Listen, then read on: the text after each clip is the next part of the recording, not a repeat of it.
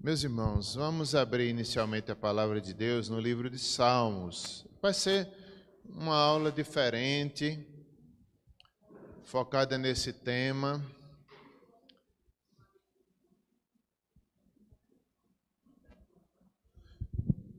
Salmo 71, inicialmente. A gente vai passear em alguns textos, visando esse tema, pais e filhos, uma reflexão sobre nosso papel de discipulá-los. Pai, filhos, igreja. Salmo 71. O nosso Deus é o nosso mestre durante a vida inteira. Essa é uma das lições desse salmo. O salmista, não sabemos se foi Davi, mas tem expressões de Davi. E aqui o salmista, que pode ser Davi ou não, ele faz esse levantamento, que Deus cuida de todas as fases da vida. Da infância, é alguém que está envelhecendo, o autor desse salmo está envelhecendo. Então ele olha para trás, para a infância dele, quanto Deus cuidou, quanto Deus fez, olha para a mocidade, olha para a vida adulta, e agora ele diz, Deus vai cuidar de mim na fase final da vida. Isso nos traz esperança, né? Deus cuida de todas as faixas etárias da igreja, das crianças, cuida das grávidas. Nós vimos hoje Jeremias capítulo 1, que antes mesmo dele nascer, Deus já o escolheu, Deus já tinha um plano. Então, esse Deus que cuida de todas as fases. E nós, como pais, devemos entender isso. Claro que Deus cuida, mas Deus deixou os pais com essa tarefa de cuidarem, de nutrirem, de ensinarem do caminho do Senhor, de passarem a fé. Deus poderia fazer isso sozinho, certamente, mas ele escolheu pais. Ele escolheu responsáveis, tutores e a igreja também para isso. Deus cuidará de nossos filhos, mesmo que nós sejamos irresponsáveis.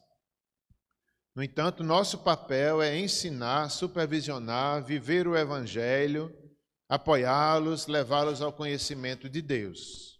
Se nós falharmos, Deus não falhará.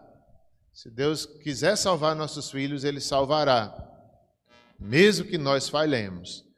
No entanto, esse salmo também nos chama a atenção, se os filhos de Israel falharam, nós deveríamos nos preocupar com os nossos. Os filhos criados, algumas gerações depois do Sinai, talvez a segunda geração, ali eles entrando na terra prometida, eles não lembravam mais nem do Sinai. Não sabia mais nem os 10 mandamentos. Se isso aconteceu com o povo de Deus, imagine com os nossos filhos.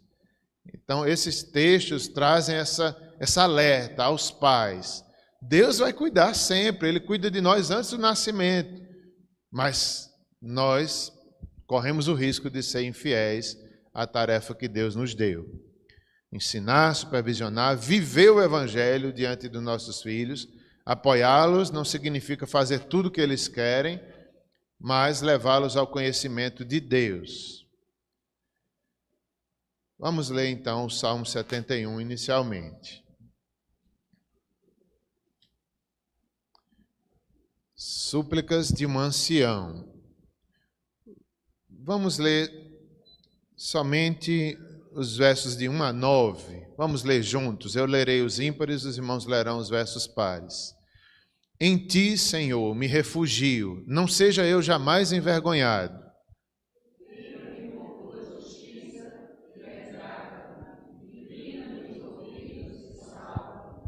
Sê tu para mim uma rocha habitável, em que sempre me acolha. Ordenaste que eu me salve, pois tu és a minha rocha e a minha fortaleza.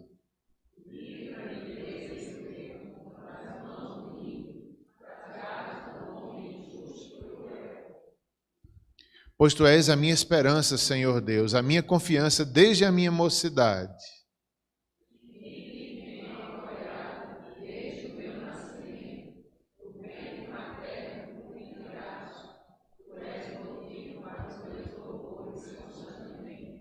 Para muitos sou como um portento, mas tu és o meu forte refúgio.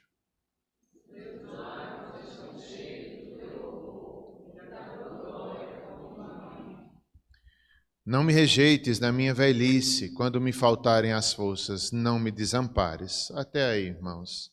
Eu não vou ler todo esse salmo, mas ele sai demonstrando e lembrando o que Deus fez na vida dele. Isso trazia consolo.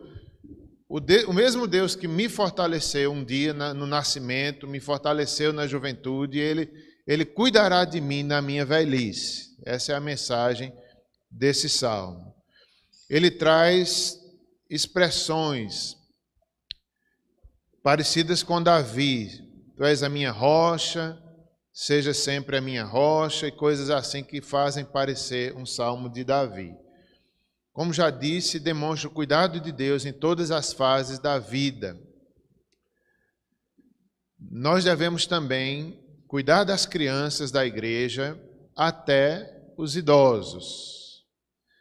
A palavra de Deus nos chama a isso e também nos chama a saber envelhecer com esperança, com fé, influenciando as gerações, passando o bastão para as novas gerações.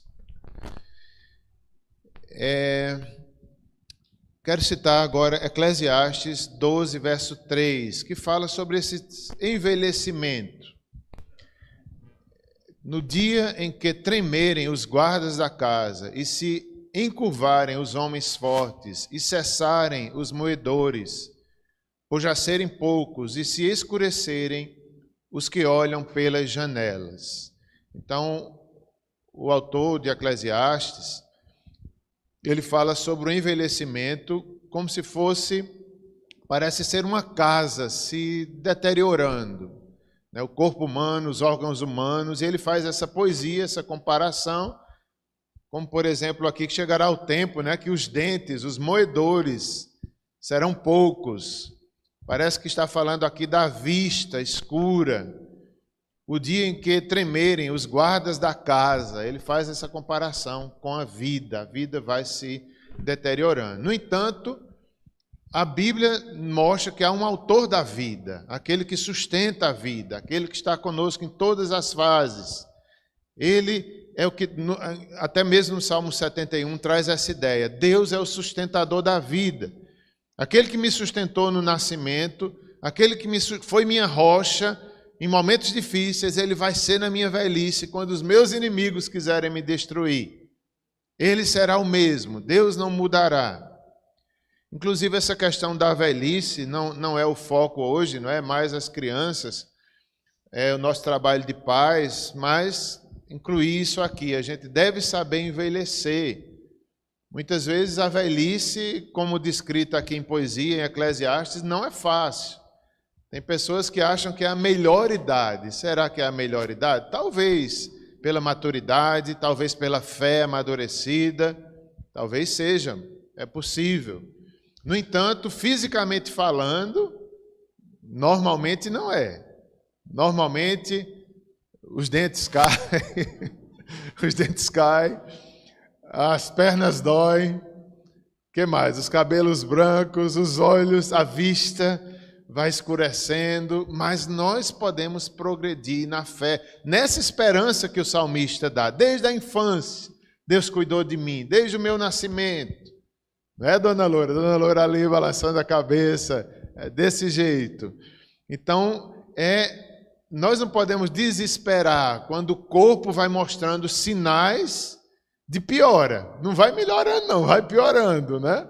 Mas a fé, a graça, o nosso Deus deve ir crescendo em nosso coração.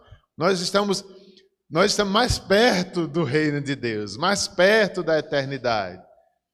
Então, é como se cada dor nos estivesse mostrando, está chegando, está chegando, está chegando. Lá não vai haver mais dor, nem pranto, nem clamor. É como se fossem essas plaquinhas que Deus vai botando. A eternidade está chegando, para a gente não se iludir. Isso é graça de Deus, porque nos faz humildes, nos faz nos quebrantar, isso nos faz ver que a vida é breve. Ai de nós se Deus não tivesse deixado isso, porque nós seríamos tão orgulhosos. Ontem, aqui na brincadeira da EBF, teve um momento tão gostoso. Eu e o pastor Érico passamos vergonha, porque eram as crianças brincando. Aqui nessa sala, aqui no templo, era a sala de brincadeiras, né?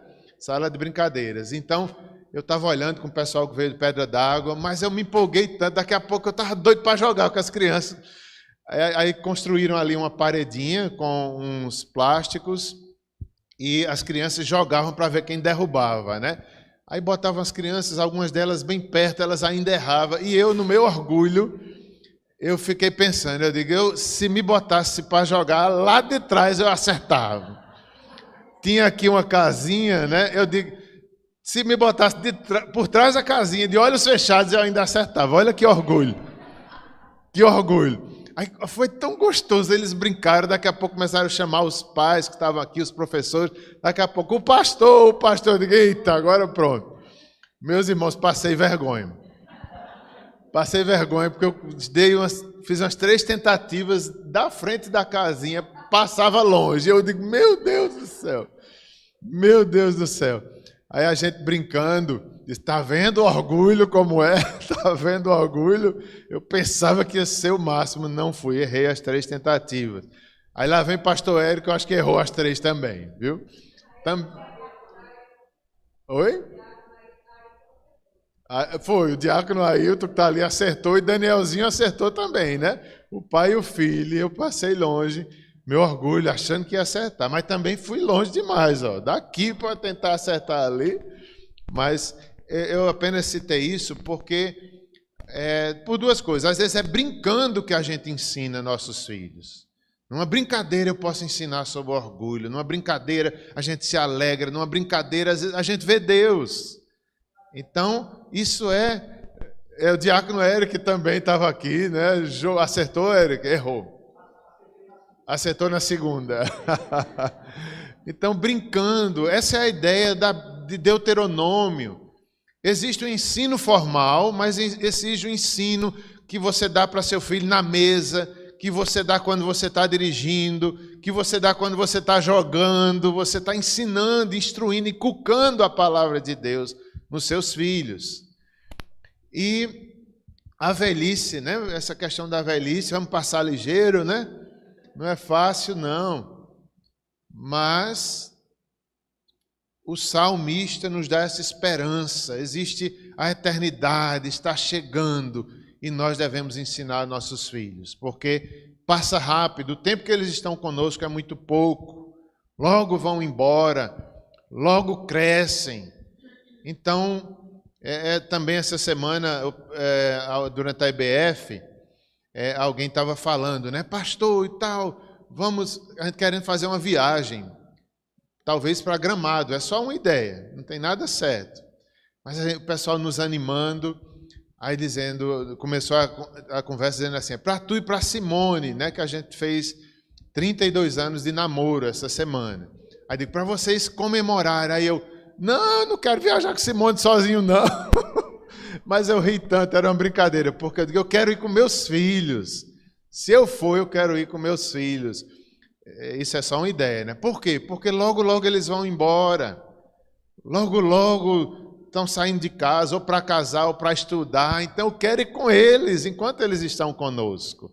E é tão bom, eu gosto de estar com os filhos, eu gosto, porque é a oportunidade de ensinar, de brincar, de estar junto, mesmo que seja mais cansativa a viagem, mais cara, mas estar junto deles é uma alegria, é bom estar junto dos filhos.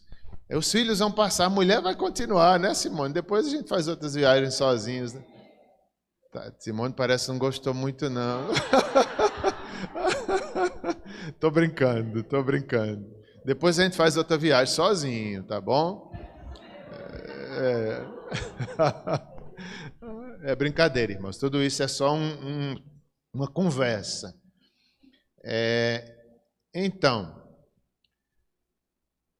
nesse salmo ainda, voltando ao salmo que foi lido, aqui o salmista usa expressões importantes. A certeza que o Senhor é a rocha e a fortaleza, a vida inteira. Surgem inimigos na velhice. Esse salmo mostra, por exemplo, expressões: apressa-te. O salmista tem sofrido problemas excepcionais na velhice, que não mostram sinais de diminuírem.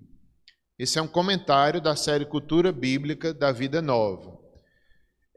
Para compensar a diminuição das forças, agora levanta suas lembranças, já de longo alcance, da fidelidade de Deus, da sua crescente esperança no seu poder de renovar a vida. Então nós temos que ter, como pais, discipuladores, essa fé para ensinar nossos filhos, para ter forças para a vida inteira. É Deus que renova, é Deus que cuida dos nossos filhos. Os israelitas, de certa forma, tinham esse medo também dos filhos, do futuro dos filhos, e Deus se revelava para eles como aquele Deus que cuida dos filhos. Essa preocupação que nós temos, né, em nosso filho, e isso, Deus é que cuida deles. Claro que Deus usa o nosso esforço, nossos dons, aquilo que nós podemos fazer, Deus vai usar. Mas é Deus que criou nossos filhos e é Deus que vai sustentar a vida deles durante todas as épocas que eles passarão. Os versos 4 a 6 desse mesmo salmo, aqui há um amigo desde o nascimento. Deus é amigo de nossos filhos desde o nascimento. Deus é nosso amigo desde o nosso nascimento nosso. O salmista olha para trás, os limites da sua própria memória, comentário ainda da Nova Vida, e para além deles, para renovar sua confiança, um relacionamento que perdura a vida inteira, que sempre bastará em outros tempos de fraqueza, que não fora pelejado por eles mesmos. É essa ideia, que a peleja, é Deus que peleja por nós. É Deus que peleja por nossos filhos. Os pais têm que ter essa convicção. A gente evangeliza, a gente prega, mas é Deus que salva, é Deus que peleja. É o Espírito que dá entendimento da mensagem. Não somos nós que vamos salvar nossos filhos. Nós somos instrumentos limitados. Então, essa ideia, né? Deus, eles foram projetados por Deus, para Ele mesmo. Eles são imagem e semelhança do Senhor. E nós estamos assistindo o que Deus está fazendo. E nós somos cooperadores na missão, mas é Deus que está ali com nossos filhos. Eles são de Deus, são herança do Senhor. Também a dependência de Deus, a dependência filial do salmista. Quanto ao salmista, ele deveria depender de Deus como filho. Quanto a nós, da mesma forma, somos dependentes. Como filhos, somos dependentes para instruir os nossos filhos, limitados. Deus, porém, já tinha operado em prol deles. Esse salmo traz essa ideia. Antes mesmo que o homem trabalhe, Deus trabalha pelos nossos filhos. Deus que está à frente dos pais, Deus que projetou nossos filhos. O Salmo 78, aí bem pertinho, fala sobre a providência divina na história do seu povo. Vamos ler os versos 3 a 8, algumas páginas depois. Salmo 78, versos 3 a 8. É o salmo da providência divina na história do seu povo. Como é bom nós crermos na providência divina na vida dos nossos filhos. Deus proverá no futuro deles, a nós cabe discipulá-los, a nós cabe trazê-los para a igreja, mas é a provisão de Deus. Deus proverá na vida dos nossos filhos. É tão bom a gente ter essa certeza que é Deus. Nós não somos o centro da vida dos nossos filhos, é Deus. Ele é o provedor. A providência divina na história do seu povo. Versos 3 a 8 eu lerei. O que ouvimos e aprendemos, o que nos contaram nossos pais, não o encobriremos a seus filhos, contaremos à vindoura geração os louvores do Senhor, o seu poder e as maravilhas que fez.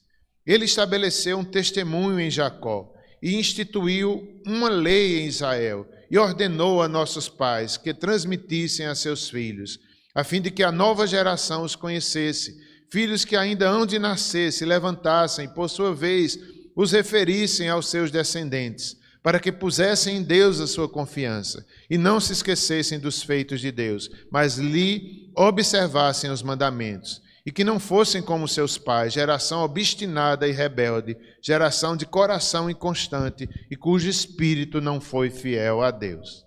Meus irmãos, que texto forte, né?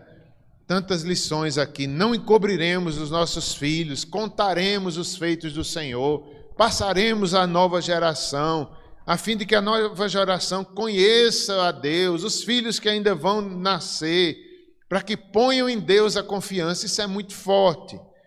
Como é uma tarefa dos pais é ensinar quem é Deus e o que Ele fez. Isso é tão simples, mas é muito forte. É uma pergunta para cada um de nós pais. Será que nós temos ensinado aos nossos filhos quem é Deus e o que Ele fez? Tão simples, tão simples. E às vezes a gente negligencia. Uma vez eu fiz isso com meus filhos, não sei quanto tempo a gente fez, se foi um mês ou se foi uma semana, não lembro mais, mas a ênfase era essa, era contar para os nossos filhos o que Deus fez na nossa família, porque às vezes eles nem sabem. Às vezes nós temos testemunhos, Deus fez tantas coisas e a gente não tem nem tempo de contar para nossos filhos.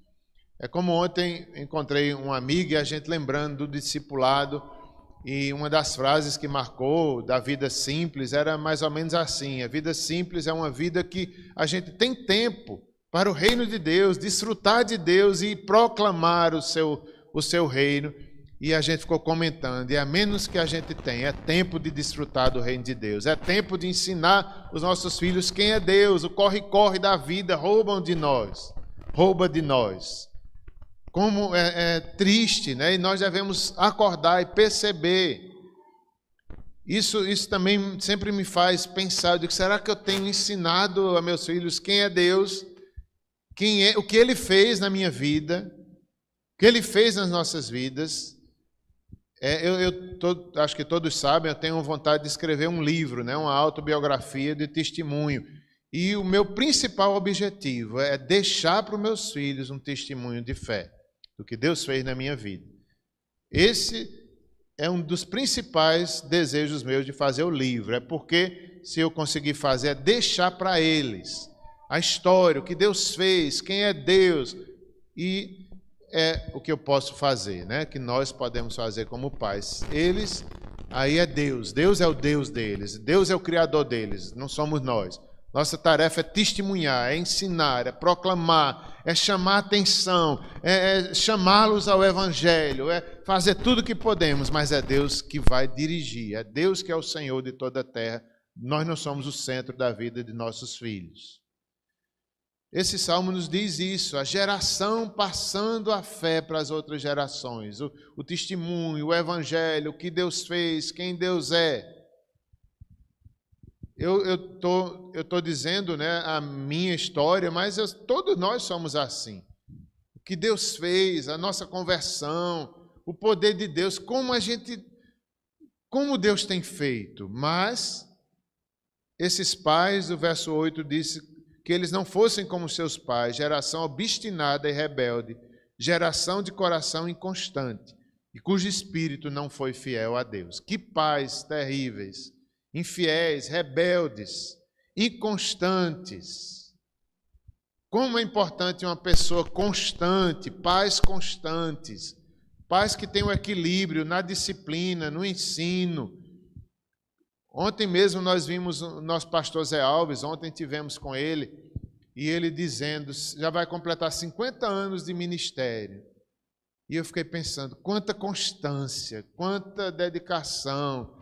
Você vê pastor Zé Alves hoje, em termos de idade é outra coisa, mas em termos de serviço, de servo, de perseverança.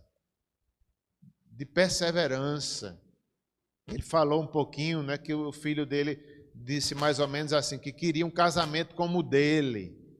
Então, como é bonito, um senhor de idade ali, perseverante na fé, nunca foi de exageros na fé, nem nunca foi de... É a mesma, né? A mesma fortaleza, um testemunho para os filhos, para a esposa. Isso é que Deus quer de nós. Às vezes a gente, né? Às vezes a gente, uma época, está com uma super fé, daqui a pouco está lá embaixo. Cadê a perseverança na fé? É constância. Esses pais aqui eram rebeldes, geração obstinada, misericórdia. Para que esses filhos que fossem nascer não fossem como seus pais. Que tristeza. Que tristeza. E é como falei, às vezes as gerações vão se esquecendo de Deus. Provérbios 22:6, o que é que diz? Todos sabem decorado, né? Ensina a criança no caminho que deve andar, e ainda quando for velho, não se desviará dele. O ensino, né? O ensino, o exemplo, a constância também. Já Deuteronômio 6...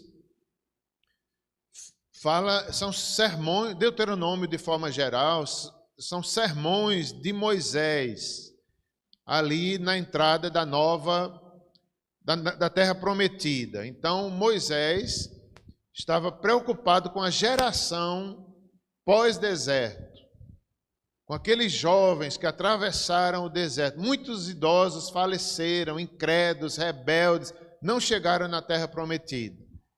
Por incredulidade, por pecado, não chegaram na terra. Mas os filhos, inesperadamente, chegaram. E eles não acreditavam. Parece ter essa ideia, que era como se eles dissessem: nossos filhos não vão aguentar o calor do deserto, não vão aguentar as provações. Mas chegaram. E os pais, por rebeldia, não chegaram. Então, é para esse público, na nova terra, que eles iriam enriquecer, iriam conquistar aquelas cidades, e aí era o perigo da prosperidade. Eu achei interessante isso. Às vezes a prosperidade pode impedir a transmissão da fé para os nossos filhos. Como isso é sério, né? O autor chamou a atenção disso. Às vezes, quanto mais próspero a gente está, em vez de transmitir melhor a fé, aí se empolga, aí não tem mais tempo de ensinar, aí está só mais voltado para as coisas materiais e se esquece de transmitir a fé. Não que seja sempre assim, mas é uma tentação.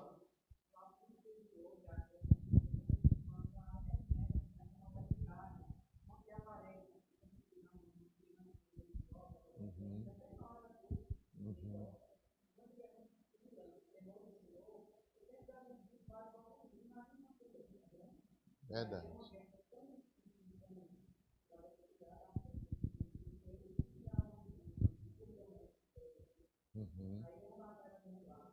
Sim.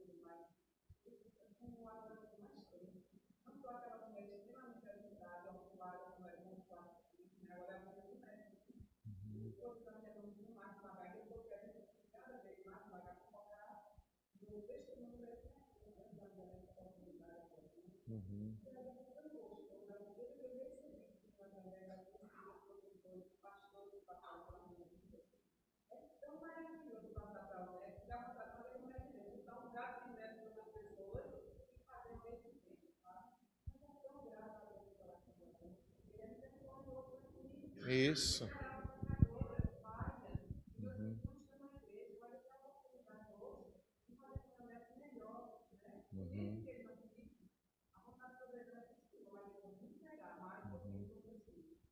Verdade, exatamente. Sempre é tempo de recomeçar.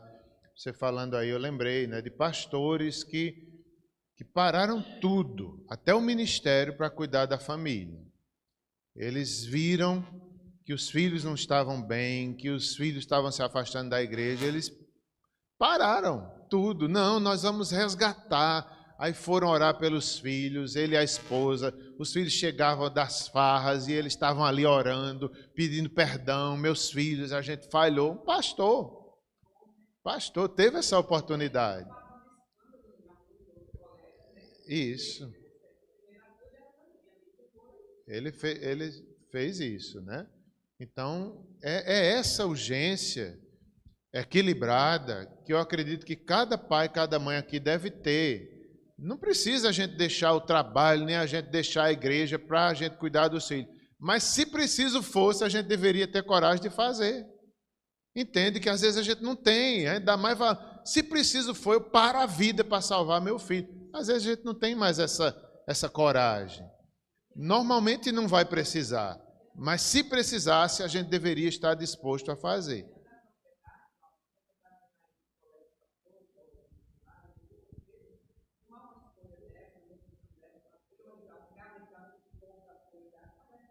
Parece loucura, mas é eterno.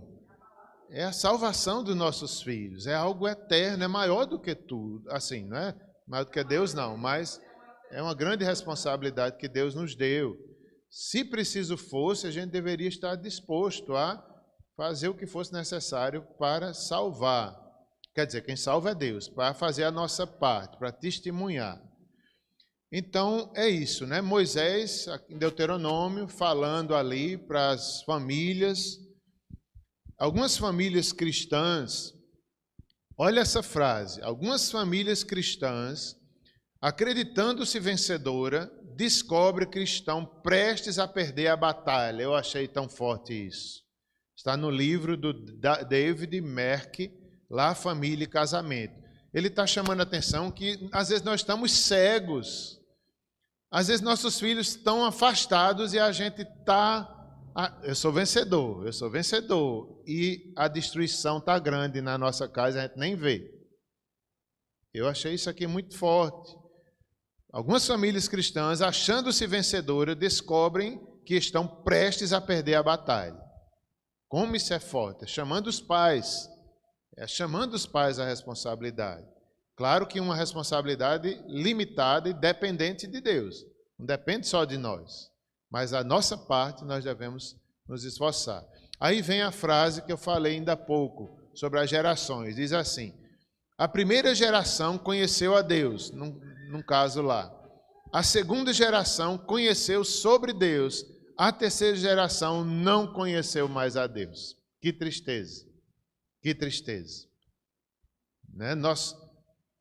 Há casos, às vezes nosso avô era um crente, que crente fiel, era isso, era aquilo. Já os pais frequentam a igreja, mais ou menos, não tem mais aquela paixão, aquele amor.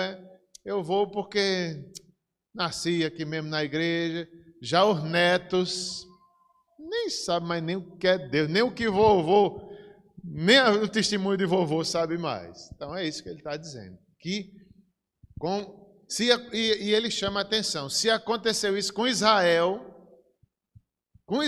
que era nação privilegiada, teve Abraão, Isaac, Jacó, teve Moisés, viram ali milagres.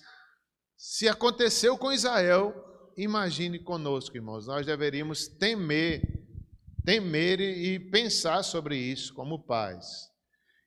Aqui ainda sobre Deuteronômio 6, ouve, ó Israel, né, o Senhor Deus é o único Deus, inculcarás nos teus filhos a palavra ao andar, ao deitar. Traz a ideia, os pais devem inculcar essas palavras no coração dos filhos. O que significa inculcar no hebraico? Significa apontar o caminho para os filhos. Nós sabemos que não é só apontar, é estar junto, mas também é apontar. Demonstrar, dar a entender, indicar. Meus irmãos, como às vezes a gente falha nisso, a gente aponta, a gente ensina, mas a gente não está junto para supervisionar, não está junto para corrigir em amor, para disciplinar. Dá trabalho ensinar. É mais fácil a gente ir lá e fazer. Se você quer ensinar seu filho a cuidar da bagunça dele, né?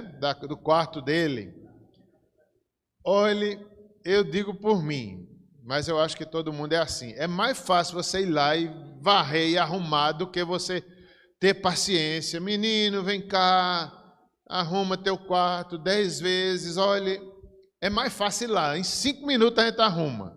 Agora é ensinar. Venha cá, faça comigo. E de ter paciência para isso a gente não tem.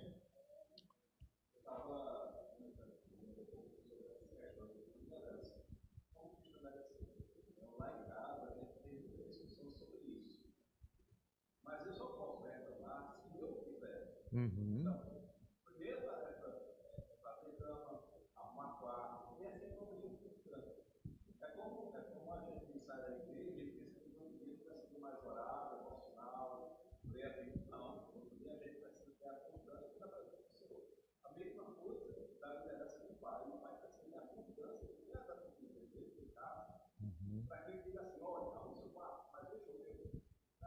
Sim, verdade.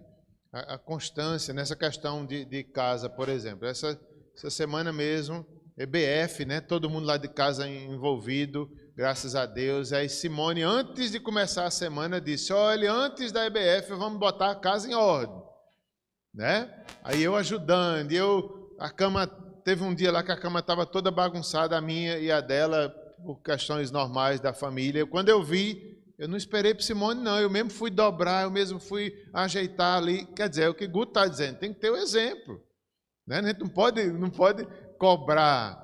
Aí, depois que eu dei o exemplo, aí o quarto de Timóteo estava também do mesmo jeito. Aí eu disse: olha, meu filho, amanhã você está de castigo. Você só joga se primeiro arrumar seu quarto. Um rapaz com 18 anos. Aí ele aceitou. Quando foi no outro dia, estava jogando. Eu digo: Timóteo. Ele falou: já arrumei meu quarto. Eu digo: graças a Deus. Eu digo: tu com 18 anos ainda quer ficar de castigo, Timóteo? Não é possível, Timóteo. Né? Mas se não tiver o exemplo, se ele não vê eu fazendo também, papai não faz, então é mamãe que deve fazer. Não é, Guto? Então, quer dizer, é inculcar principalmente a lei de Deus, mas todo o ensino doméstico, tudo da vida, educação está incluído, mas primeiramente a palavra de Deus, o esforço da fé, de transmitir a fé para nossos filhos. Inculcar no hebraico é uma palavra forte, usada para descrever flechas pontiagudas, repetidamente afiadas para penetrar o coração ou os rins da caça. Então, é forte, né? Inculcar é uma arma afiada que os pais têm para inculcar no coração. Inculcar a palavra de Deus com esforço é afiada. Esse verbo chama para isso. Sim.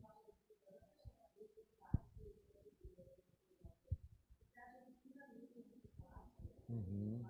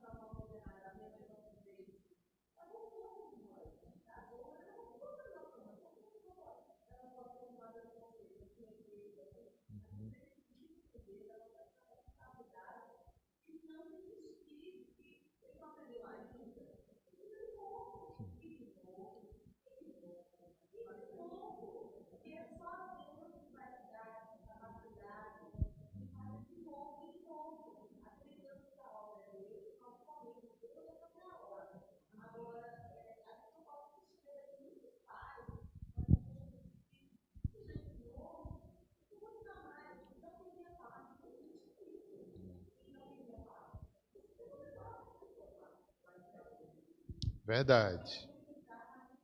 Sim. Perseverança, não desistir. Sim, sim. Uma arma afiada, dada por Deus.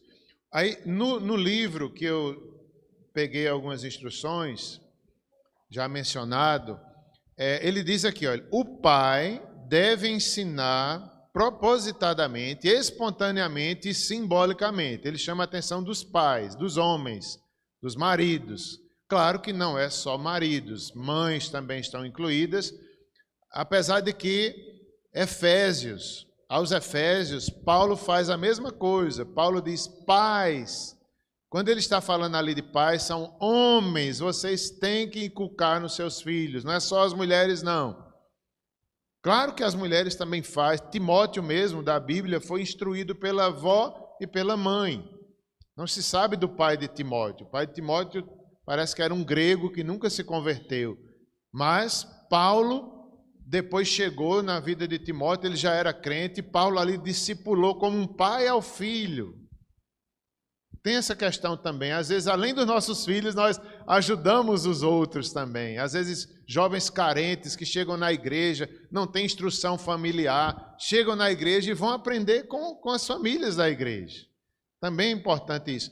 O pai, principalmente no contexto do Antigo Testamento, né, os homens tinham essa função de ensino, de ensinar a lei. Nas festas judaicas, não era só celebração, danças, louvores, não, tinha parte da instrução. Eles vinham de todo Israel e ali tinha as partes doutrinárias, a lei, as crianças decorando a lei. Nós devemos ter instrução também na nossa função de inculcar. Propositadamente significa isso, é ter um propósito, é teoricamente, é nos cultos familiares, a criança é capaz de entender. Às vezes a gente acha que as crianças não entendem, mas elas são capazes de entender a palavra de Deus.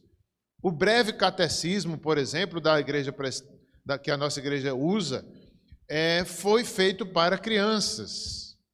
Eles têm capacidade de entender. Meus irmãos, a gente vê aqui na EBF, por exemplo, as crianças, a percepção delas, a capacidade é muito grande. De decorar histórias, de decorar versículos. Quando pergunta aqui, não é, quem sabe um versículo, tem delas que dizem perfeitamente. Às vezes tem criança de não sei se eu estou errado, talvez 2, 3 anos, que já decora antes mesmo de saber ler. Então a gente Elias, né? A gente, como pais, é como se a gente tivesse assim, os meninos estão com 10 anos, para a gente eles são uns bebês. E isso a gente coloca para o evangelho, para a fé. Não, os bichinhos, eles não estão entendendo. Eles são capazes. Primeiramente, porque é Deus que dá a sabedoria e que trabalha. E também Deus deu a inteligência. Uma criança pequena, eu não quero dizer a idade aqui, porque na verdade eu não sei, mas com poucos anos o cérebro já está muito desenvolvido. Não maduro. Claro que não está maduro. Às vezes até os adolescentes não estão maduros totalmente, mas capazes de compreender a lei de Deus eles estão. Então os pais têm que ter a intenção, a intencionalidade, ensinar propositadamente é isso. Ensinar também espontaneamente, é o ensino informal, é o ensino do dia a dia, é o ensino com o exemplo, é brincando como a gente fez em algum momento da EBF. A EBF não é só brincadeira, tem a sala da brincadeira, mas tem a sala da historinha. Então, é ensinar, numa brincadeira, numa conversa, numa viagem. Como é importante ensinar espontaneamente e simbolicamente, usar símbolos, usar comparações, certamente era modelo bíblico de ensino. Esse mesmo autor, que já foi mencionado, ele fala da amnésia espiritual, que o povo de Israel tinha ao entrar na terra prometida. A questão da prosperidade, a negligência dos pais em transmitir à geração seguinte as palavras e os feitos de Deus criam um contexto favorável para a amnésia espiritual, o esquecimento. E o que significa isso? Quando eles chegassem lá, que prosperassem, tivessem casas cheias de tudo do melhor, as casas que vocês não produziram, com cisternas que vocês não cavaram, com vinhas e oliveiras que não plantaram. Quando isso acontecer e vocês comerem e ficarem satisfeitos. Tenham cuidado, não esqueçam o Senhor que os tirou do Egito, da terra da escravidão. Veja só, o perigo da amnésia. O povo estava passando pelo deserto, sofreu, chegou, agora prosperou. Tantas coisas Deus fez e deu, e eles se esqueceram de Deus. Que tristeza. O perigo da prosperidade, o perigo de... Os inimigos foram vencidos, eles baixaram as armas. Não podemos. Ouça, Israel, o Senhor nosso Deus é o único Senhor. Ame ao Senhor de todo o coração. Se não amarmos a Deus, como podemos ensinar nossos filhos a amar de toda a alma, todas as forças? As palavras que hoje eu te ordeno estejam no teu coração. Ensine-as com persistência aos seus filhos. Converse sobre elas quando estiver sentado em casa, quando estiver andando pelo caminho, quando se deitar e quando se levantar. Amarre-as como um sinal nos braços e prenda-as na testa. Escreva nos batentes das portas de sua casa e em seus portões. Eu vou ser bem rápido a partir de agora, a hora já está bem adiantada. Vou trazer apenas algumas questões que achei importantes. Segundo Paulo aos Efésios, fala que nós devemos criar nossos filhos na disciplina do Senhor. E aqui eu coloquei um exemplo, que não vou nem me demorar muito, mas como é bonito quando a gente vê pais e mães ali que sabem disciplinar os filhos, estão atentos, que sabem frear, sabem brincar com os filhos, sabem dizer não. Sabem, isso é maravilhoso. Quantas vezes a gente vê pais, homens, às vezes omissos, deixa tudo para a mãe, reflete nos filhos, você percebe pelos filhos. Aqui mesmo na EBF, como a gente percebe isso, né? Aqueles pais, aqueles filhos que às vezes você fala, os filhos temem. Por quê? Porque são acostumados com os pais. Tem outros que às vezes nem estão aí, você pensa logo, eu acho que os pais não estão atentos dessa criança. Então, a Bíblia manda a gente criar na disciplina do Senhor. Uma palavra que tem a ver com o que Ana falou, a persistência, eu coloquei aqui, é o treinamento. É treinar e treinar e treinar nossos filhos. A gente já acha que já sabe, mas vamos treinar, vamos treinar, vamos treinar. Lá em casa elas estão aprendendo a dirigir, né? Já tiraram carteira, Sara e Débora. E eu ainda não digo que elas sabem dirigir, elas estão aprendendo a dirigir. Tiraram faz pouco, um mês e pouco. Eu dou o carro para todas duas, elas já vão aqui e ali, mas é supervisionado. Eu dou, mas não dou em todo lugar. É um treinamento, que elas... O que é que acontece? Alguns aprendem e outros desistem. Não vou mais dirigir. Não vou mais dirigir. Então, da mesma em tudo na vida, principalmente no Evangelho, é um treinamento. É um treinamento. Nós não podemos deixar de ser treinadores dos nossos filhos.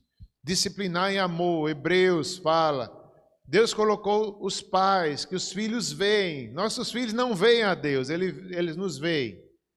Então, Deus colocou para amar, para disciplinar os filhos. Jesus amou as crianças. Como já disse, o breve catecismo foi desenvolvido para crianças. Outro conselho, busque a santificação. Grande bem você está fazendo à sua família, aos seus filhos. O pecado destrói nossa autoridade, nosso exemplo. Ficamos cegos. Isso aqui é tão importante, irmãos.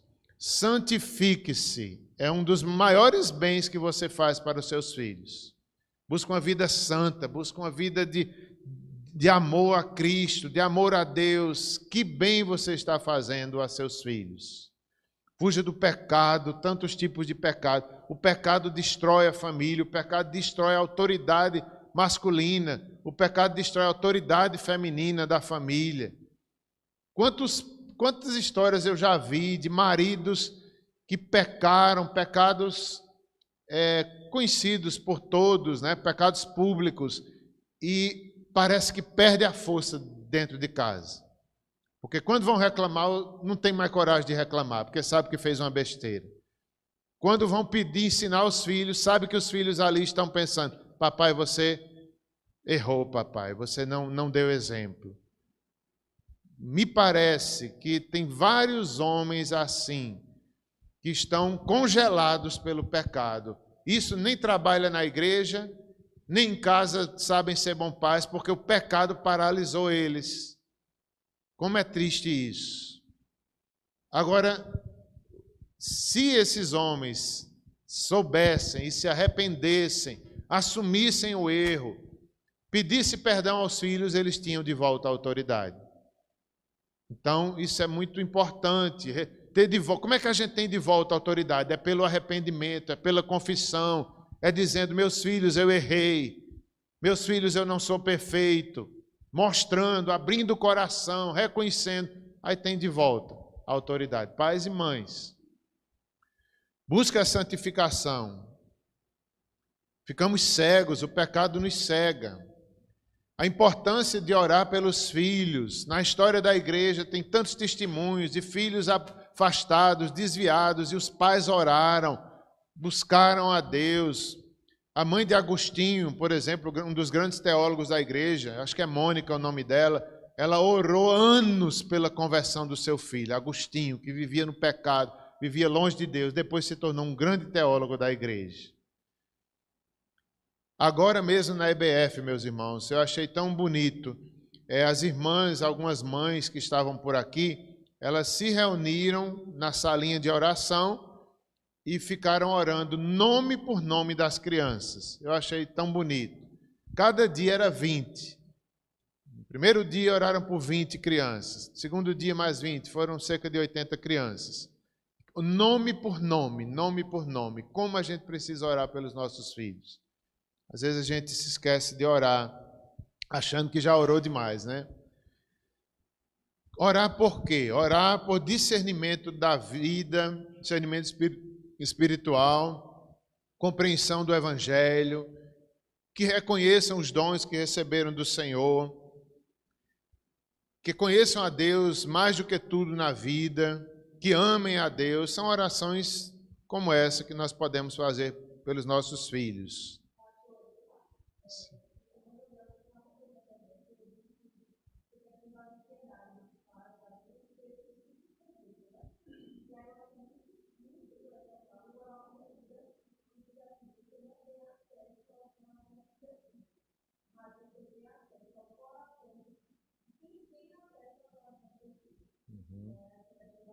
Da oração.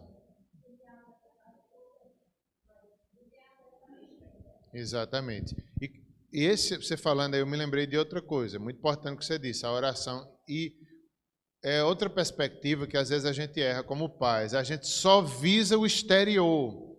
A gente só visa a disciplina. Se o nosso filho estiver calado, comportado, a gente acha que está tudo bem. Mas o coração não está. Às vezes o coração está longe de Deus. E quem tem acesso, somente Deus. Pela oração. Porque a gente nós somos muito religiosos ou muito, qual é a palavra? Fariseus, não é essa? A gente se conforma se vê nossos filhos quietinhos. Estão convertidos, estão bem. Não, coração só quem tem acesso é Deus. A gente não pode confundir bom comportamento com comunhão com Deus. Não. Só Deus tem acesso. Eu quero finalizar a gente orando pelos filhos.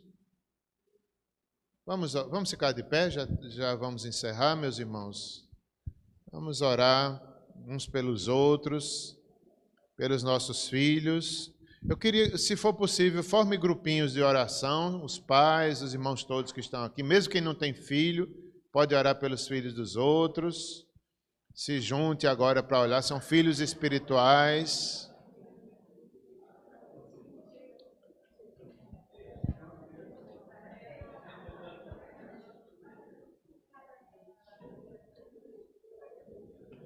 Vamos orar por nós mesmos, nos santificando, amando a Deus, orar pela salvação dos nossos filhos, para que eles compreendam o Evangelho, que eles tenham discernimento, que eles amem a Deus mais do que tudo nessa vida, e nós estaremos felizes como pais, se vemos nossos filhos no caminho do Senhor. Vamos pedir perdão das nossas falhas, todos nós falhamos como pais, mas o Senhor é poderoso para nos restaurar nossa autoridade graciosa. Eu vou fazer silêncio, os irmãos podem orar, se alguém quiser levantar a voz, pode levantar em cada grupo, e assim vamos finalizar orando.